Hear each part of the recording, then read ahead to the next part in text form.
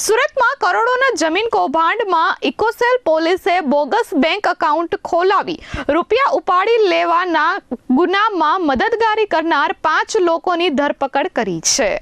Surat eco cell પોલીસે 5 આરોપીઓને ઝડપી પાડ્યા છે. જમીન કૌભાંડમાં બેંક કર્મચારી અને સિમ કાર્ડ ડીલર સહિત 5 આરોપીઓ ઝડપાયા છે. ઉત્તરાયણ પોલીસ મથકમાં નોંધાયેલા 5,75,00,000થી વધુના જમીન કૌભાંડમાં સુરત ઇકોસેલે કાર્યવાહી કરી છે. કઠોર ગામની જમીન વેચાણમાં દલાલ રવિકુમાર કોલડિયાએ માલિકો વિદેશમાં હોવાનો લાભ લઈ બોગસ બેંક એકાઉન્ટ ખોલાવી 2,80,00,000 રૂપિયા ઉપાડી લીધા હતા.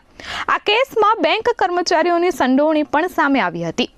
સુરત શહેર પોલીસ કમિશનર અનુપમસિંહ ગેહલોત સાહેબના માર્ગદર્શન હેઠળ સુરત શહેર ઇકોનોમિક ઓફેન્સીસ વિંગ જે ઇકોસેલ છે, જે સુરત શહેરની અંદર દાખલ થતા તમામ જે આર્થિક ગુનાઓ છે એની ઉપર ફોકસ કરી રહી છે. અને આ જ અનુસંધાને સુરત શહેર ઇકોનોમિક ઓફેન્સ વિંગ દ્વારા એક ખૂબ મોટી સફળતા જમીનના કેસમાં છેતરપિંડી કરવાના ઈરાદે જે મૂળ એકાઉન્ટો ખોલી નાખનારા જે કર્મચારીઓ છે, બેંકના કર્મચારીઓ, અને સાથે મૂળ એકાઉન્ટ ખોલવા માટે જે સિમ કાર્ડ આપનાર જે સર્વિસ પ્રોવાઈડર છે એની ધરપકડ કરવામાં આવી છે. બનાવની જો હકીકત કહીએ તો એક આરોપી છે રવિકુમાર કોલડિયા. આ રવિ કોલડિયા જે ફરિયાદીને મળ્યો હતો અને રવિ કોલડિયાએ ફરિયાદીને એવું કહ્યું હતું કે મારી પાસે એક જમીન છે, એ જમીનનો મારી પાસે સોદા ચિઠ્ઠી છે અને આ જમીન હું તમને વેચી આપીશ.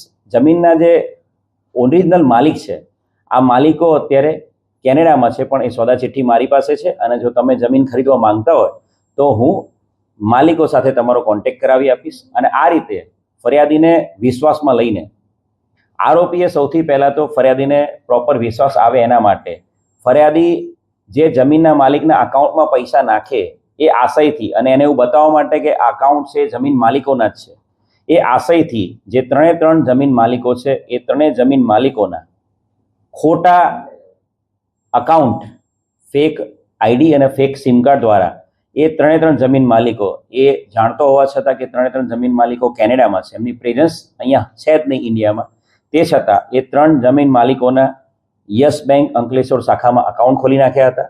અને એ અકાઉન્ટ ખોલવામાં જે યસ બેંકના એના કર્મચારીઓ છે એમણે મદદ કરી હતી. આ સંડોવણીમાં યશ બેંક અંકલેશ્વરના 3 કર્મચારી અને આઈડીબીઆઈ સુરતના એક ઓફિસરે ખોટા દસ્તાવેજથી મ્યુલ એકાઉન્ટ ખોલી આપ્યા હતા. સાથે જ વોડાફોન ડિસ્ટ્રીબ્યુટર સંજય ધંધુકિયાએ રવિ કોલડિયા સાથે મળી બોગસ સિમ કાર્ડ ઇસ્યુ કર્યા હતા.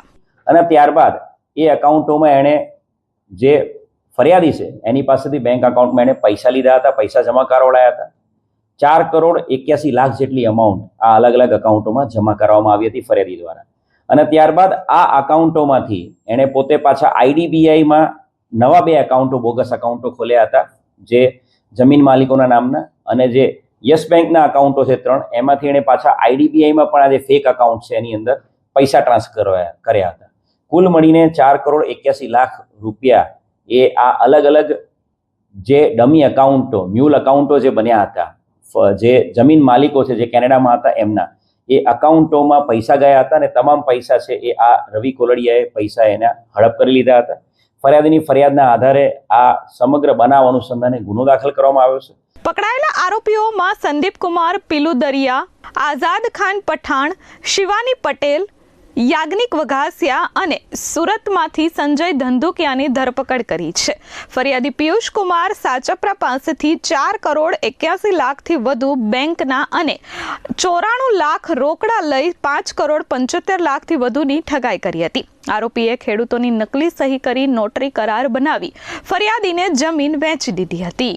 અને આ ગુનામાં જે કહ્યું એ પ્રમાણે યસ બેંક અંકલેશ્વરના કર્મચારીઓ સંદીપ કુમાર રણજીત પિલુદરિયા, આઝાદ ખાન પઠાણ, શિવાની સામંતભાઈ પટેલ, અને એ જ રીતે આઈડીબીઆઈ બેંક ઘોડદોડ રોડના જે કર્મચારી છે યાજ્ઞિક વઘાસિયા, એમ કુલ 4 બેંકના જે તે સમયના કર્મચારીઓની આ મ્યુલ એકાઉન્ટ ખોલી આપનારા કર્મચારીઓની ધરપકડ કરવામાં આવી છે. અને સાથે આ જે બોનાફાઇડ જમીન માલિકો છે એમના ફેક સિમ કાર્ડ બનાવી આપનાર જે વોડાફોન કંપનીના ડિસ્ટ્રીબ્યુટર એજન્સીનો જે ચલાવતો હતો સંજય ધંધુકિયા, એને પણ ધરપકડ કરવામાં આવી છે. કુલ 5 આરોપીની ધરપકડ આ ગુનાના કામે કરવામાં આવી છે. અને આ ગુનામાં આ અકાઉન્ટ ખોલી આપવામાં અન્ય કોઈ વ્યક્તિઓ મદદ કરતા છે કે નહીં એ બાબતે આરોપીની રિમાન્ડ લઈને હાલ પૂછપરછ કરવામાં આવી છે.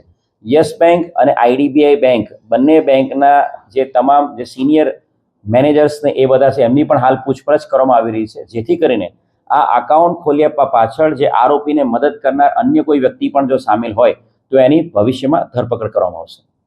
Bureau report S24 news Surat.